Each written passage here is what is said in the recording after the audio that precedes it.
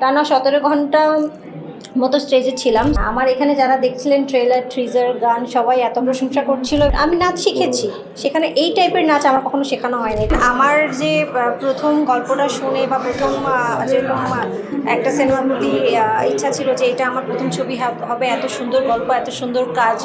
So এতদিন পরে আসছে, দর্শককে দেখাতে পারছি, এটাতেই আমি অনেক খুশি। উনি কোনো সাধারণ মেয়ে চাচ্ছিল যে হচ্ছে সিনেমা করেনি, যার ফেসটা পরিচিত না, এরকম কাউকে দিয়ে একটা গল্প করাতে চাচ্ছিল যেটা হচ্ছে সুপারস্টার করে দেখানো হবে মেয়েটাকে। সেখান থেকে ওনার মাথায় ছিল যে নতুন একটা মেয়েকে নিয়ে করতে চাই।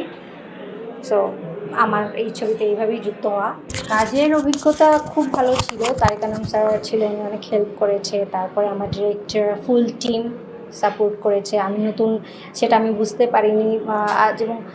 যেমন সবার শুরুতেই মনে হয় না এত ভালো বাজেটের ছবি বা এরকম বাজেটের গান, যে গানের বাজেটই 40 লাখ টাকা। তারপর আমরা ইন্দোনেশিয়াতে গান করেছি, আমাদের ছবির বাজেটই প্রায় 2.5 কোটি টাকা। সো আমি লাকি বলবো যে শুরুটা আমার এত ভালো ছবি দিয়ে হয়েছে। আমার এখানে যারা দেখছিলেন ট্রেলার, ট্রিজার, গান সবাই এত প্রশংসা করছিল এবং তালি দিচ্ছিল, আপনারা শুনতে পাচ্ছিলেন। আমি নাচ শিখেছি, সেখানে এই টাইপের নাচ আমার কখনো শেখানো হয়নি। এটা হায়দ্রাবাদের অনেক বড় কোরিওগ্রাফার ছিলেন, যার নাম ছিল ভানু মাস্টার।